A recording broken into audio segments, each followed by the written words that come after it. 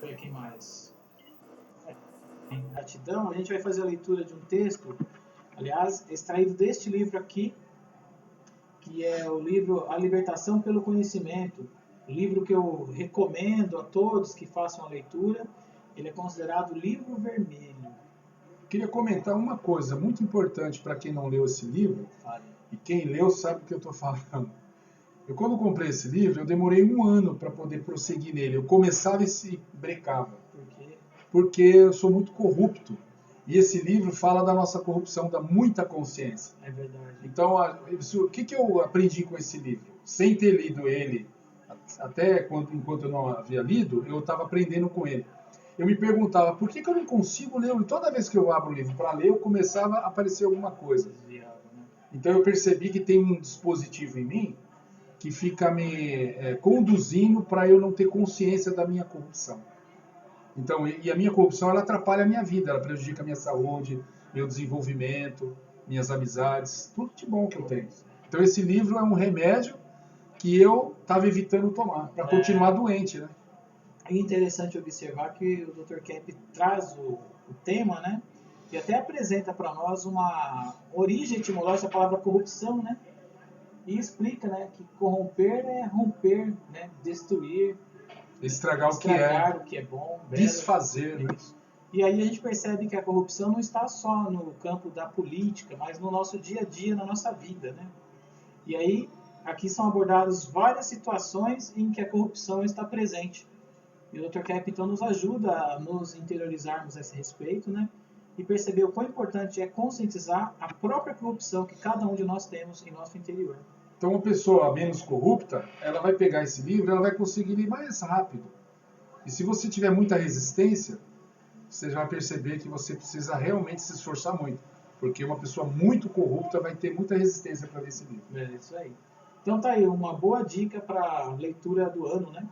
E eu já fiz minha provocação, né? Vamos lá. É isso aí. Então vamos lá, vamos dar início ao nosso trabalho de hoje, né? Hoje nós vamos ler então a parábola da gratidão. Gostou? Gostei muito. Que imagem bonita, né? Linda. Então vamos colocar aqui. Né? É isso aí. Então vamos lá. O senhor gostaria de ler esse texto? Gostaria. Vamos lá. Um rei tinha 10 cães selvagens. Quando um servo cometia um erro, ele jogava para os cães para ser devorado. Daí, um dos servos mais antigos fez algo errado. O rei ordenou que ele deveria ser jogado aos cães. O servo disse: eu servi por 10 anos, por favor, me dê 10 dias antes de me jogar aos cães. O rei lhe concedeu. Na prisão, o servo disse ao guarda que gostaria de servir os cães durante os próximos 10 dias. O guarda concordou e o servo pôde alimentar os cães, limpar o canil e banhá-los com todo o carinho. Quando os 10 dias acabaram, o rei ordenou que o servo fosse jogado aos cães como punição. Quando foi lançado, todos ficaram surpresos ao ver apenas os cães vorazes lamberem os pés do servo. O rei, perplexo com o que estava vendo, disse: o que aconteceu com meus cães? O servo respondeu: eu servi aos cães apenas 10 dias e não esqueceram os meus serviços. Eu os servi por 10 anos e o senhor se esqueceu de tudo no meu primeiro erro. O rei percebeu seu erro e ordenou que o servo fosse restabelecido ao cargo. Para refletir, quantas vezes julgamos e condenamos as pessoas por um erro que cometeram? Com facilidade esquecemos o bem que nos fizeram e com impiedade as maltratamos e as desprezamos. Que possamos sempre ver o melhor nos outros e olhar para os nossos erros com humildade, pois não somos melhores do que ninguém. Não é? Opa, pesado, hein? Traz uma boa E aí, André? Né? Ótimo demais, hein? Demais, hein? Ótima parábola, ótima história, hein? Porque falar da corrupção dos outros é fácil. Não é? Sentir a própria complicado. Não é fácil não, hein? Agora, olha que interessante, né? O rei, ele condenou o servo por um erro que ele cometeu, assim como ele já vinha fazendo com outros, né? E lançava os servos lá para serem devorados, né? Triturados lá pelos seus cães vorazes, Vorazes, né? ferozes. E o servo usou de uma estratégia. Ele se aproximou da violência, da agressividade dos cães. Olha que interessante, né? Uhum. Conseguiu então aprender e ajudar aqueles cães também a lidar com eles, né? E aí, num dado momento, quando ele foi jogado aos cães para ser devorado, o que aconteceu? Ele tinha um relacionamento com os cães que não era mais estranho. Ele tinha uma afinidade afetiva com os cães e os cães reconheceram nele uma pessoa boa que cuidou deles, né? É. Então os cães foram gratos pelo que ele fez com eles, de dar comida, dar carinho, lavar, limpar tudo. E os cães tiveram uma lembrança que o patrãozão dele lá não teve, né? Agora, no sentido psíquico, olha que interessante, né? Se a gente fizer isso também, né? Se a gente fizer um esforço de se interiorizar e de se aproximar dessa consciência, dessa ferocidade que temos em nós, é muito certo que não vamos ser devorados por essa própria violência. Porque com facilidade a gente acaba se envolvendo com situações difíceis, né, ou em situações difíceis, por causa da nossa ferocidade, da nossa violência, agressividade. E quando eu falo isso, não é só no sentido de uma briga, uma intriga com o outro, né, para chegar às vias de fato, mas mesmo no sentido de ser uma pessoa raivosa e desenvolver doenças autoimunes, porque é muito agressivo, né? Então o servo ele também nos dá uma lição para uma questão de interiorização, de a gente perceber a importância que temos de nos conhecermos, de percebermos como nós somos agressivos, ferozes, violentos e muitas vezes ingratos. E que a ingratidão, ela é uma atitude devoradora. Isso quer dizer então que a pessoa ingrata, a ingratidão traz junto com ela essa agressividade. E a agressividade traz o sintoma, ou seja, traz o sofrimento e a doença. Sim, isso mesmo. Então a pessoa que é ingrata, ela está se prejudicando, né? Ela está prejudicando a própria estrutura dela, a própria psique, a sanidade dela, a saúde dela. E muitas vezes ela até desenvolve o sentimento de culpa com persecutoriedade. Puxa. E por não aceitar que é culpada, acaba se prejudicando, né? Desenvolvendo doenças também por causa disso, que a pessoa não quer ver que tem culpa porque não quer se arrepender. Por conta da arrogância e da soberba. Muito. Não quer se arrepender para não verificar que ela se tornou uma pessoa ingrata e recusa aquilo que ela tem de bom, Sim. que ela recebe das pessoas, né? Sim.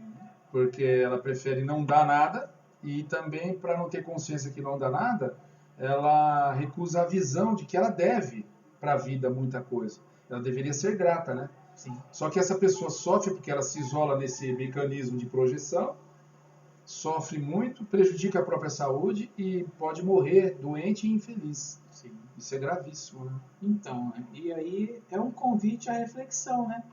A gente perceber como nós somos ingratos com as pessoas que passaram pela nossa vida ou que ainda estão.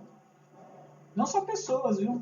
Não, a própria vida em si, a saúde que a gente tem e os talentos, né? É. Se você não tem gratidão com os amigos, com a família, com as oportunidades e com a vida e com Deus, você não vai perceber seus talentos. E aí você não vai conseguir acordar cedo, não vai conseguir resolver o que tem que resolver hoje, vai procrastinar e vai deixar a vida te levando, o vento te soprando. E por ingratidão, a inveja vai prevalecer, ou seja, a preguiça e a alienação vem junto também com a ingratidão. E isso é interessante observar que essa ingratidão, como o senhor disse, não é só no sentido de uma pessoa, mas é com a vida como um todo, né? A gente ser grato por todas as oportunidades e até pelas adversidades. Sim, que são oportunidades da gente também se colocar no lugar da opinião do outro e do desafio para refletir nas nossas limitações, nos provocarmos a enfrentar os desafios, né, a lidar com a adversidade, ajuda muito. Ouvir o outro, né? Porque a gente tem uma dificuldade muito grande de ouvir o outro, de aceitar que o outro possa errar, porque essa atitude de condenação, por exemplo, que o rei teve, né? Sim. ele de imediato, as pessoas erravam e de imediato ele condenava, e condenava à morte. Então, de uma certa forma, é uma pessoa que prefere morrer ou matar a se conscientizar. Ele resolve as coisas censurando. Então ele não resolve. Então, dentro de nós, como que é esse rei? Quando a gente vê algum erro na gente, O que a gente faz? já devora e já projeta, né? É, Dá para os cães, ou seja, não quero lidar com isso, não quero me humilhar, perceber que eu errei. Então, se eu vejo algum erro fora, eu também censuro. vai por cima, Vai com por raiva, cima, com ódio, com ira, agressividade. não é? Então não tem tempo para pensar, para refletir, até mesmo não tem empatia, né? Não consegue se colocar no lugar do outro. E esse outro não precisa ser um ser humano, pode ser um animalzinho, pode ser uma planta que você tem que você não cuida, pode ser a sua casa que você abandonou, o seu trabalho, enfim, suas atividades do dia a dia, o seu próprio corpo que você não cuida, A própria alma. a própria alma, Própria né? alma. né? Que daí vem a ligação com a gratidão principal. Porque o fato de estar vivo. Sim. Os particulares, a condição que você vive, a condição econômica, os desafios, as adversidades, os problemas que aparecem. São oportunidades, são comuns. Todo mundo tem isso. Todos nós. Quem não enfrenta problema não se desenvolve. Não tem experiência, né? Então, os problemas, como você bem disse, Dr. Val, eles ajudam a gente a se desenvolver, a ter mais competência, experiência, ficar mais maduro. Mas isso requer o que da gente? Humildade, empenho. Não é? Aí entra o conceito de humildade ligado à gratidão. Sim. Quem tem gratidão não reclama do problema, vai lá e lida, vai lá e enfrenta. E até agradece, né? E agradece pela oportunidade. Não é? É. Porque assim, às vezes você fica com raiva porque alguém fala de um problema, mas que você vê no fundo uma responsabilidade sua que você precisa resolver e que você não estava vendo. Então você tem que ser grato, essa pessoa te trouxe essa consciência que você não estava percebendo. Qual seria assim, depois de Deus, qual seria assim a situação de ingratidão maior assim que a sociedade? Nossos pais, né? A gente pais, ataca né? os pais. Então todos nós devíamos refletir sobre isso. Até porque, por mais que a gente fale, A pessoa não percebe. a gente não percebe o quanto a gente foi ingrato, o quanto a gente deve para os pais. Sim. Falando a gente fala, é legal, tem que amar os pais, mas Vê a sabotagem. cada um consigo, cada um parar para refletir, vai ver que recusou muito abraço quando poderia ter dado o abraço, recusou muito a ouvir quando poderia ter parado para ouvir, perguntar, se oferecer para ajudar. E aí depois que perde os pais, não tem mais essa oportunidade. Então, o ingrato, ele perde oportunidades. De ser feliz até. E Né? depois ele vai, a culpa vem, né? Olha que interessante. Hein? Quanta coisa, doutor Antônio. Não é fácil não, viu, lidar com a vida psíquica. Não. Tô Mas gostando. mas é importante, né? Sim, porque a gente começa então no mergulho e começa a puxar uma linha daqui, do novelo, vai tem pra outra, trás. e a gente vai se vendo. E o André, o que gostaria de falar, André? Ó, o que me chamou a atenção na história foi que o servo lá, né, diante lá daquela posição rígida do rei, ele poderia, por exemplo, ter se revoltado num primeiro momento, né? Mas foi pela afetividade que ele aceitou fazer durante aqueles 10 dias um trabalho de doação dele, né? Para os cães lá, né? E isso é aceitação, né? É aceitação pela afetividade, então ele também não teve uma postura assim de ingratidão. Né? Ele poderia, acho que, entrar na revolta. Se fazer de vítima, né? Exatamente, né? E aí a coisa, como é que... Ele se condenaria já. Né? Mas quando ele, pela afetividade, ele se pôs ali numa ação boa, inclusive, né? Ele teve essa libertação dele depois. Claro que ele teve que dar um chacoalhão lá no rei, né? Mas acho que o afeto tem esse poder, né? Pode ser o tema do nosso próximo encontro, né? Sim, questão Do amor, né? do afeto, O afeto, do amor, né? A gente trata o afeto e o amor, muitas vezes, com outra conotação. É até bom Que enfatizar isso, né? muito com o amor pela própria máscara. Né? E às vezes o amor no sentido da sexualidade. Né? Isso, o amor pela Da sedução. Isso, pelas coisas mais O particulares, amor né? no sentido do prazer, Do né? Sabe o prazer. que me chama a atenção, lembrando da leitura desse livro, que ele fala muito, Dr. Kemp, nesse livro, é quase que um binômio, amor e razão. É uma coisa, um não anda sem o outro. Né? E ele faz uma distinção, acho que nesse livro, com relação às emoções. É isso mesmo. É mais uma deturpação desse sentimento do amor. Né? Então, quando a gente fala dessa atitude ali do servo, é uma coisa real, genuína, né? É isso mesmo. E que acaba sendo racional, né? Você fazer a coisa certa. O amor sempre faz a coisa certa. Isso. Não a emoção se controlar. Ele disse que o amor sempre faz a coisa certa. O André disse o que está no livro. É isso mesmo. É isso aí, André. É legal, a gente pode Olha trabalhar. como isso é bom pra gente. É. Porque quanto custa essa informação e essa reflexão? O que ela traz pra gente de tesouro, de oportunidade, de sabedoria, né, para lidar com os problemas internos? E olha que legal, é tão verdadeira essa fala que... Obrigado, André. A gente pensando nela no dia a dia, você às vezes teve que tomar uma decisão que causa dor, mas por amor Isso. foi a melhor escolha, Isso. não é? Olha que interessante, né? Pela razão, pelo amor. Mas na emoção é que fica a dor, então às vezes fica emocionando uma situação que não merece. Sim. Porque a gente só percebe a dor quando a gente vê os resultados ruins que ela vai trazer. Senão ela não dói, ela dá prazer. É isso mesmo. Aí quando você vê o que está estragando, aí dói porque você tem que se recompor. Eu acho interessante, né? Porque assim, né? Então, uma atitude realmente amorosa, ela sempre tem uma razão genuína naquilo. É completo. E a razão, assim, a razão mesmo pura, ela é por amor também. Sim. Mesmo que ela seja assim contrariando um pai que às vezes é mais firme, mas pela razão, é uma grande atitude de amor. Né? Então é por isso que essas duas coisas andam grudadas. Né? E aí o que estraga e corrompe isso é a racionalização, que é a emoção, que é um pensamento que a pessoa elabora para justificar, para ela se beneficiar em detrimento da ética, ela abre mão da ética para poder se dar bem socialmente. Ela sabe que ela está errada, E usa o raciocínio para elocubrar, para manipular, né? Você vê que interessante? Isso é a corrupção. Quer dizer, a gente pode ver isso não só no nosso aspecto individual, mas na sociedade. Dá para notar isso como a corrupção anda solta aí. Sim. Então vamos lá. Os amigos gostariam de comentar? Por favor, quem for comentar, abra o microfone, fale o nome e faça o... Então, mas a gente falar disso, da própria corrupção, né? É interessante. Agora, quando você ouve e parar para refletir, isso causa uma reverberação, até uma coisa catártica, né? Impacta, né?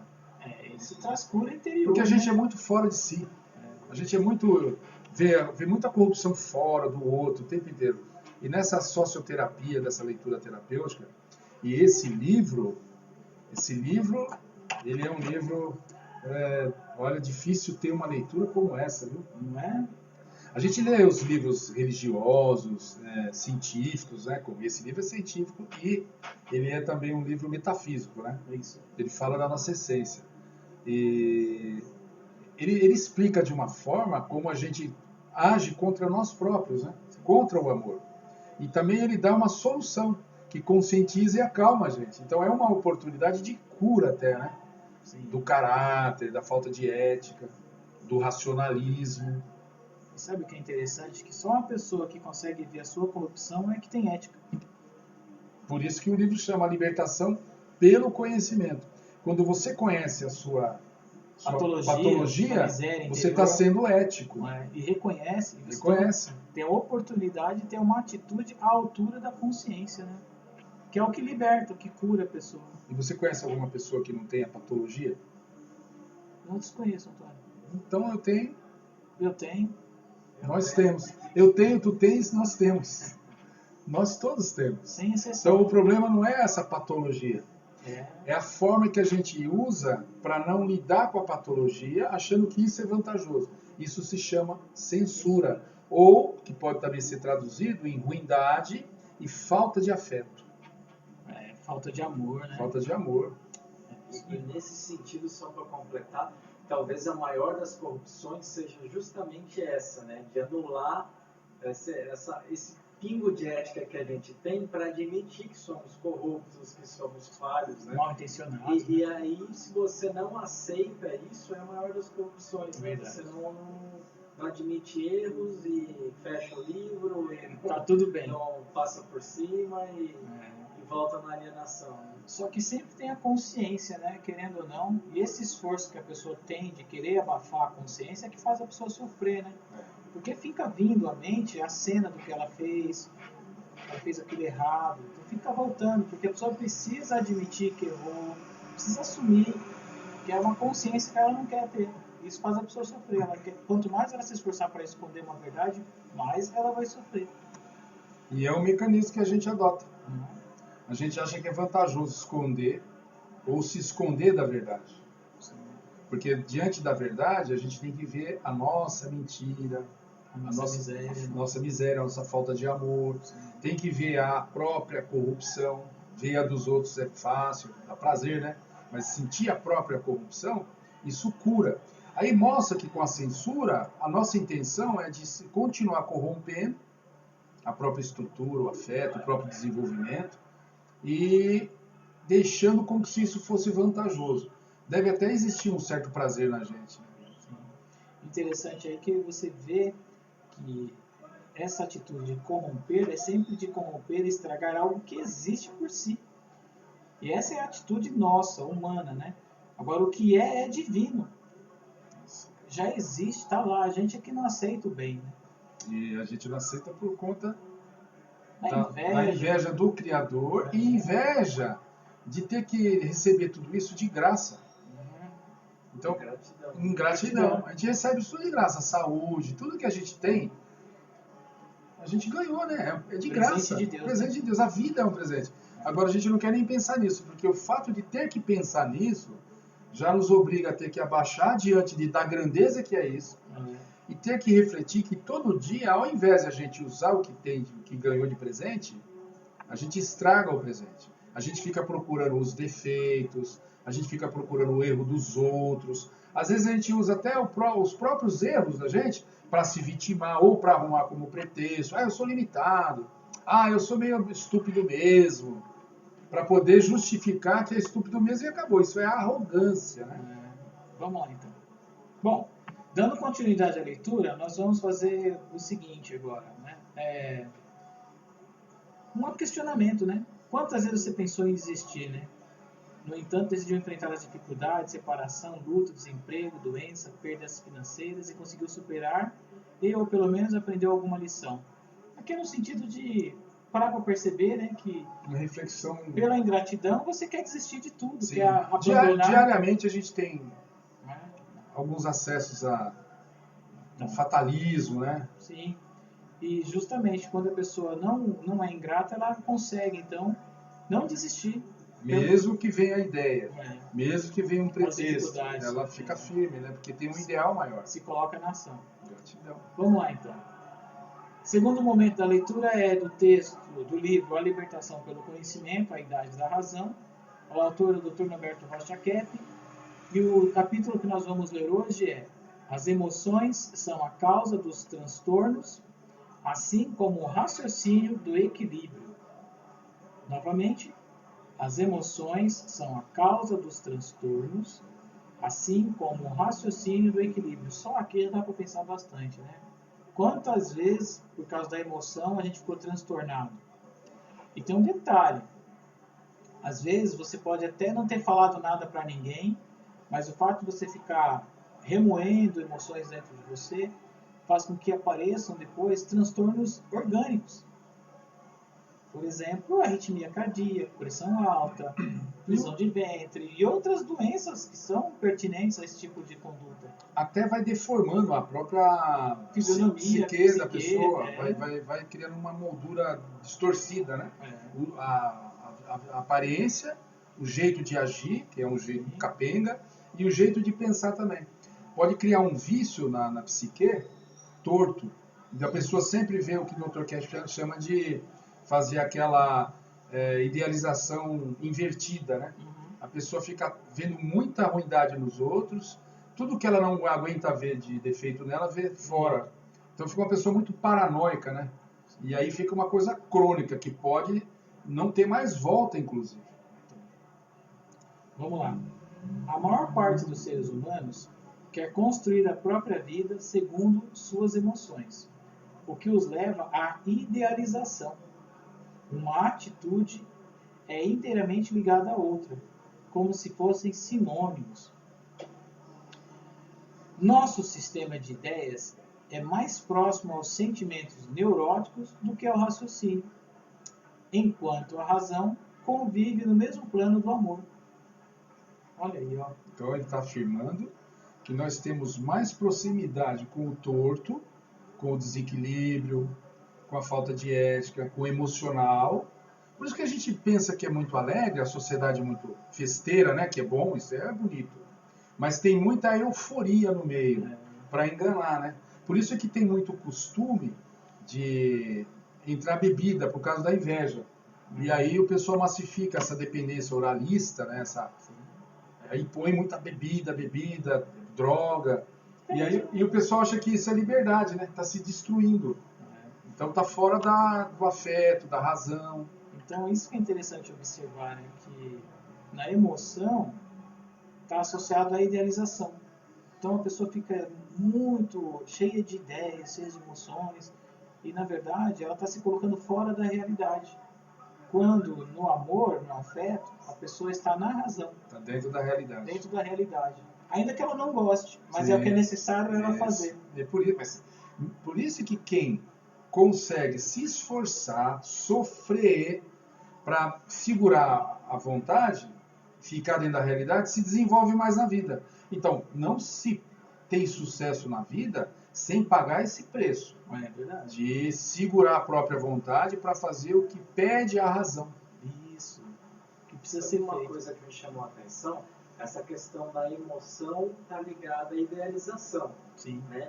E nesse processo, então, o que parece que existe uma intenção para a pessoa ficar nessa atitude emocional e na idealização, que é não aceitar mesmo assim a realidade, ou seja, aí entra nessa questão da gratidão, né? Sim. Ela é uma percepção que ela não tem, né? Assim, ela não aceita ser grata, ela fica nessa conduta muito emocional e idealizada.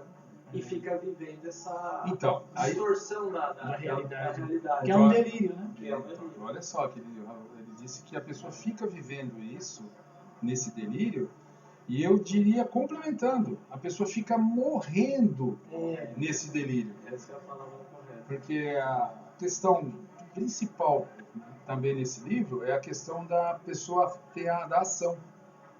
Então, quem segura, percebe a própria corrupção, segura a vontade e fica na ação, ou seja, no trabalho, na dedicação, na disciplina, a pessoa fica dentro da realidade e tem um desenvolvimento. Então, quer dizer, o que o contrário dá prazer, a gente arruma pretexto, essa é a nossa corrupção.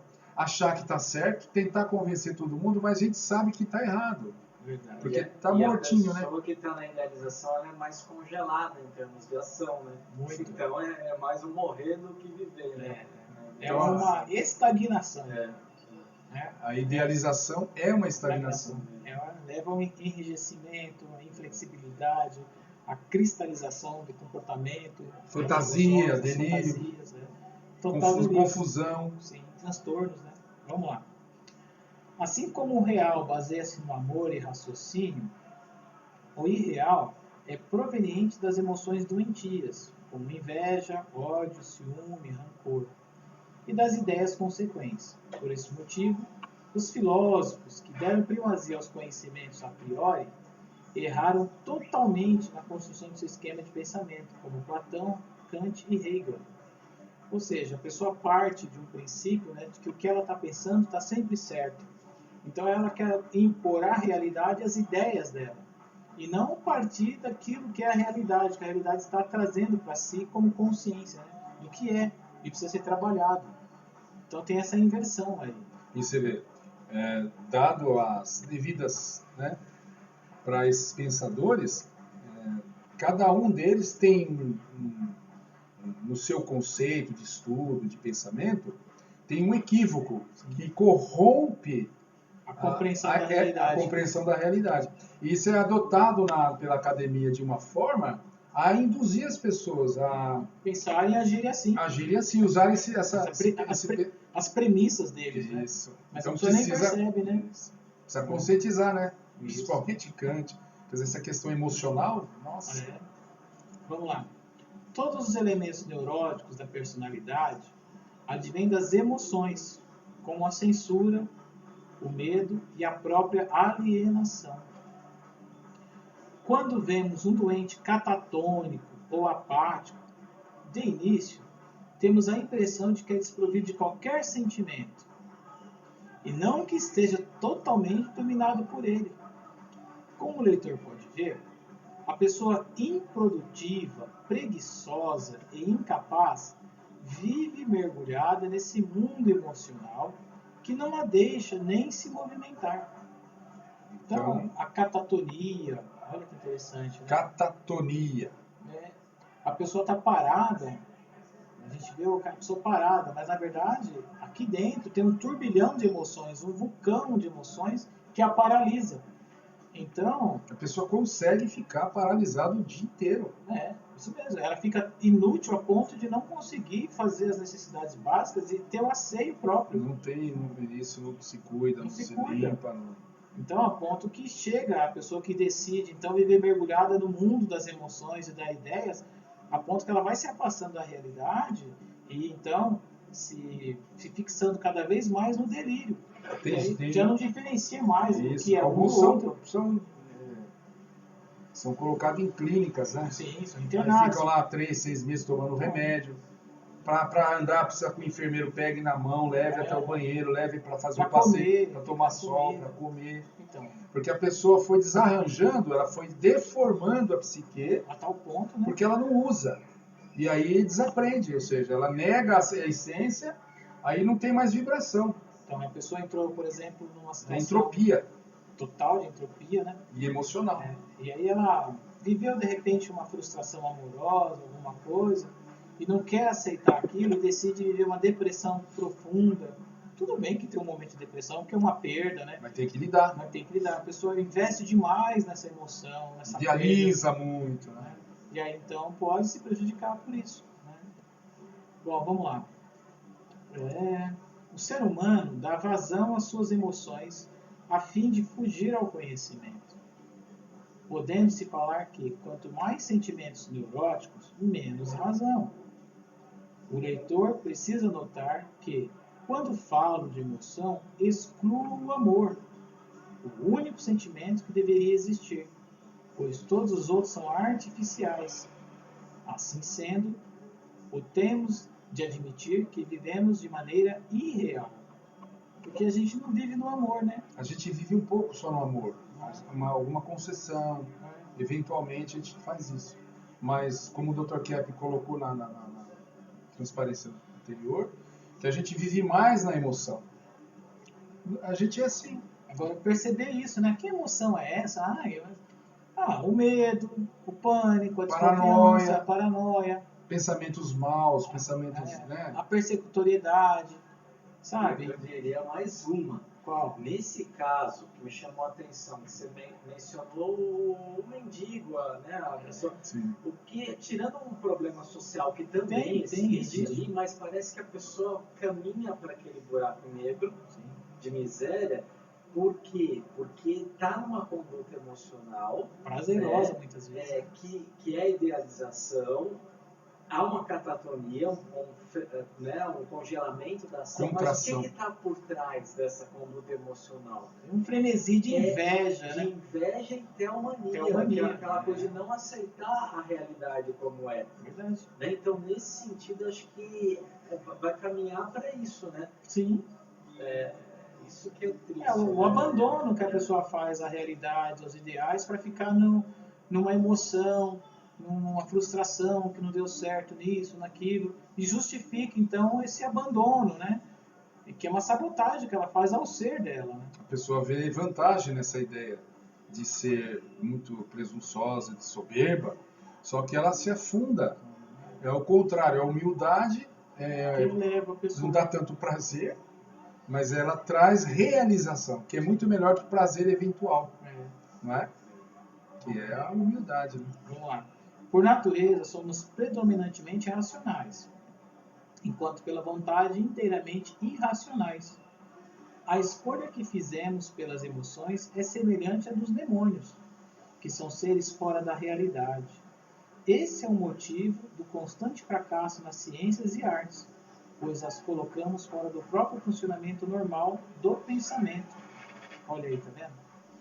Então, muitas vezes são feitas experiências científicas e mesmo uma arte ela é realizada, mas não está pautada no sentimento verdadeiro do amor, na ética, na verdade, mas sim, muitas vezes, em interesses econômicos, né? Ou no egocentrismo do artista. E aí isso faz com que haja um efeito, vamos dizer assim, não benéfico, mas daninho a quem vai, vamos dizer assim, ser servido por esse tipo de obra. Né? Isso, então você vai olhar uma obra kantiana, uma obra mais emocional, mais desequilibrada.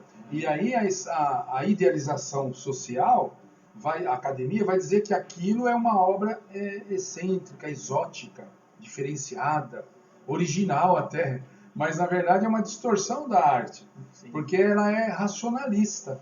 Então cada um interpreta como quer, conforme a própria fantasia, e existe uma autorização pseudo-estética de artes que na verdade está negando a arte, a verdadeira arte. Ela está mais ligada ao raciocínio, ou à emoção, não ao raciocínio, à razão, à emoção, e está ligado também à fantasia Poder, né? e à falta de estética. É interessante aqui, né? A ciência que faz, por exemplo, bombas, armas para matar, drogas, né? Ele desenvolve com precisão isso. É científico a atitude, mas é totalmente fora da realidade, é algo que é maléfico ao ser humano. Isso. Como é que você vai ética, criar um ser humano com uma alimentação tão envenenada quanto essa nossa? Então, tomando água com flúor, que comprovadamente faz mal para a mente humana, para a psique humana. Então, a gente não tem essa preocupação, mas deveríamos ter, porque é uma falta de ética aceitar tudo que muitas vezes esses poderes sociais imprimem para a gente como imperativo, né? Então, não é só a questão do flúor nas águas e dos venenos na comida, tem outros, né? Tantas outras coisas. Vamos lá. Pela razão, o ser humano chega ao amor.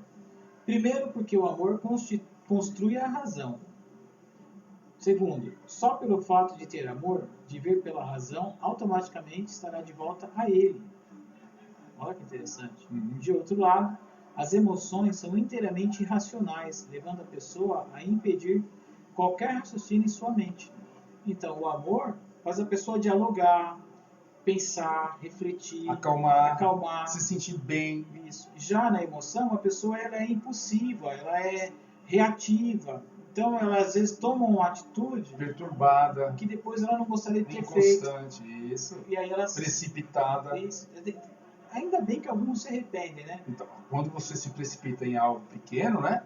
Dá para notar, dá para evitar, ou dá até para... Mas quantas coisas a gente faz, e algumas pessoas, a gente pode até se colocar no lugar delas, que às vezes ela fala, puxa, mas ela podia ter evitado de fazer isso. Só que são coisas fatais. Já foi, né? Então, se a gente não tomar cuidado, a gente pode ser amanhã observado como uma pessoa que não se segurou. Cada um de nós. Então, a gente tem que ter contato com essa patologia, porque senão a gente fica aí meio... A mercê da doença só acontece mental, com os outros, então a gente pode ficar também... Perceber, né, que tem que se cuidar, levar a sério isso. Essa fala que o Dr. Norberto Kepler sempre fala de demônios, eles existem. E como é que é a psique do demônio? O demônio é ingrato, porque ele é o sujeito, ou o caráter, que mais recebeu luz, musicalidade, estética, beleza, arte, né? Beleza. E ele chega e diz, não, mas por que eu vou ficar recebendo isso se isso vem de um Criador, de Deus, tão belo e tão bondoso? Eu quero ser como um Deus e eu criar a minha bondade. E qual é a bondade que ele criou? Ele negou tudo que ele é para ser tudo que ele não é. Ou seja, ele ao invés de ser a verdade, agora ele é mentira. Ao invés de ser beleza, ele é feio. Ao invés de ele ser A razão, ele é uma fantasia, Delírio. delírio. Ao invés de ele ser alegria, ele é prazer de destruir. Tristeza. É tristeza, ele é triste. Então, Então a gente idealiza muito o demônio também, viu? como dizem, a Bíblia diz que ele veio para matar, roubar e destruir. Aliás, o Brasil cultua muito o demônio, de uma maneira velada. Sim. Como se ele fosse muito bom, triunfal. Aliás, até fala, né, que Deus castiga, né? Isso, projeta em Deus. O castigo E essa, é demoníaco. de quem é né? essa fala? Isso, essa fala defende O demônio, o né? poder do demônio. Senhor, Senhor, Senhor do mundo, que é E o pessoal doente mental, teme o demônio. que é o demônio. Ele deveria amar a Deus, né? Amar mais a Deus do que temer ao demônio. Isso. Agora o Dr. Val falou tudo. Amar mais a Deus do que ter medo do demônio. Porque quem tem muito medo do demônio está muito identificado com ele. E não está amando a Deus. Não está amando a Deus. Porque se você tem o maior, não tem por que ficar preocupado com o menor. Acabou. Se você tem o maior, não tem por que se preocupar tanto com o menor. Não é? Muito bom. Vamos lá. O leitor pode notar que a pessoa que fala muito é extremamente emocional, vivendo longe da realidade racional e do amor. É fundamental notar que os sentimentos em geral nada têm a ver com o que é realmente afetivo, amoroso, que é algo controlado, agradável e realizador. Então, às vezes, por falar demais, não quer dizer que a pessoa está dando afeto. Então, às vezes a gente vai assistir um culto, uma missa, uma pregação, enfim, Nossa. um trabalho, né, seja na Sim. faculdade ou qualquer que seja o sentido. Às vezes a pessoa tem muita informação, mas aquilo não está alimentando a sua alma. A gente vai com sede de ouvir algo que acalente o nosso coração, que traga paz, sabedoria, e a gente sai de lá mais vazio do que entrou, até em dúvida e colocando em xeque os valores que tem, porque são falas, muitas vezes falaciosas, censuradoras, né, que colocam você contra seus valores. Uhum. Olha que interessante. Então a necessidade, se for verdadeiramente algo que é amor, faz a gente refletir, pensar e até ter gosto de ver os erros que tem, as qualidades que tem. Até ter gosto. É como um remédio de uma erva, né, muito forte, amarga. Mas você sabe que aquilo é a cura. Vai limpar, vai trazer bom resultado. vai nutrir. É como um parto. Dói, mas é pela vida, é pelo saudável, é pela... Né? É o que vem à luz, né? A luz. Vamos lá. Então, para refletir. Para que tenhamos sanidade, somos obrigados a estabelecer sempre um equilíbrio entre o que sentimos e a razão, não permitindo a permanência em uma emoção irracional, pois isso é sinal de que ela constitui objeto estranho, infeccionando nosso íntimo. Pelos seus resultados, poderemos imediatamente saber se tal sentimento é são ou doentio. Olha, essa é uma passagem que a gente pode refletir muito bem todas as vezes que a gente agiu mais pela emoção que pela razão. Quantas vezes tivemos atitudes que foram assim totalmente emocionais? Então brigou com o namorado, fez um escândalo, terminou, pediu as contas do emprego, xingou uma pessoa, não pediu desculpa. Foi injusto com alguém numa situação que se precipitou. Tá? Teve atitude cruel, monstruosa mesmo. Sabe, foi sovina, foi vil, enfim. Val, queria só fazer talvez uma espécie de uma provocação aqui, mas é o seguinte, eu estava pensando assim, pra gente ver como a gente vive a maior parte da nossa vida nas emoções. Sabe por quê? Eu não sei, você me corrige se eu estiver falando alguma besteira, mas é o seguinte, o que me parece é que a conduta do amor, quando você aceita, né, o sentimento do amor, você entra nesse mar universal, de sabedoria universal. Verdade. Então todos os seus passos, todos os seus comportamentos, eles são sábios, porque é o que a gente está falando. Quantos dos nossos comportamentos são sábios no dia a dia? A gente tem alguns. Se não a gente tem alguns, um de vez em quando. Então, a maior parte do tempo, a gente deve estar numa conduta emocional. Isso significa que a gente está também com muita idealização, que somos muito ingratos, teomânicos e por aí vai, porque tudo está tudo ligado, porque a gente estava falando agora. Verdade, André. Senão a gente estaria toda hora adentrando esse mar do sentimento, né, do amor, que é muito assim, ele é muito sábio, né? Você vai se conduzindo muito bem na vida, tudo que você faz gera bons frutos. Ele não é assim no dia a dia. Né? Então, né, o que acontece para a gente ter um mundo cheio de injustiças, de guerras, de avarezas, etc. Aonde nasce o problema de tudo isso que a gente vê aí no mundo? Isso é o interior do ser humano. Em cada ser humano. Então, onde é que a gente tem que cuidar disso? No nosso interior. No nosso interior, sim. Sim, sem Então, sombra de dúvida. Então, quem aceitar fazer essa reflexão, perceber a própria corrupção, aí vai conseguir ter uma interação mais efetiva para lidar com a corrupção das instituições. É isso aí. Agora vamos passar a palavra para os amigos que estão assistindo. Alguém gostaria de comentar? O André hoje ele foi o nosso cameraman, viu, pessoal? Nosso diretor de imagem. Diretor de imagem. Pode observar que tem uma câmera no fundo, pertinho dele. Ele estava lá acertando a imagem, o som, tá? Fazendo a biga dormir. Fez a biga dormir também, é isso aí. E, Janete, é que, como o Dr. Kepler coloca aqui, a questão a priorística, como o André estava falando agora, e o que você mencionou, traz a gente para fazer essa reflexão. Quanto tempo, quanto do meu estado durante o dia, as 24 horas do dia, eu estou a priorizando, eu estou a priori na emoção, na fantasia, no delírio, ou eu estou a posteriori, lidando com o que tem que ser lidado, agindo como tem que ser a ação, né, exige, estou mais na razão ou estou mais na emoção? Então, quando a gente está mais a posteriori, fora daqueles pensadores, dos aspectos deles mais estéreis, mais frágeis e emocionais, a gente está mais efetivo, mais dono de si e menos tomado pelas emoções. Vamos lá. Bom, alguém mais gostaria de comentar? Boa tarde. Tarde. Oi, mamãe. Pode? Tudo bem? Tudo bem, Boa tarde, Marta. Bem-vinda. Obrigada. Eu estou aqui escutando atentamente a fala de vocês. Eu gostaria de pedir licença, se possível. Sim. Nem sei como falar, né? Mas eu queria sugerir um tema para vocês. Será que é possível? Pode. Então, antes de sugerir, vou até justificar, tá? É que vocês sabem que eu trabalho na prefeitura, trabalho no sindicato, a gente está vivendo aí uma série de problemas por conta dessa pandemia. Importante é ter Não saúde. tá fácil, né? E eu queria saber se vocês poderiam falar um pouco sobre a patologia do poder, porque isso atrapalha muito a nossa convivência, o nosso trabalho. Inclusive, até eu tenho medo disso, sofrer disso, né? A gente tem que estar o tempo todo se policiando para não ser uma pessoa patologicamente, né, afetada por essa coisa. É isso. E também dentro dessa proposta, eu gostaria de fazer uma campanha nos grupos que eu participo, pedindo para as pessoas participarem e ouvir essa palestra, porque nós estamos precisando dessa orientação. Obrigada. Por nada. A gente agradece a sua sugestão e a gente pode estar fazendo isso como uma palestra, né, Antônio? Sim. Agora, nessa quarta-feira, eu não vou dizer de imediato, nem no próximo sábado, tá? Já tem programação. Já tem uma programação. Mas março, provavelmente, a gente pode estar fazendo, tá bom? Boa sugestão, viu, Marco? A gente agradece.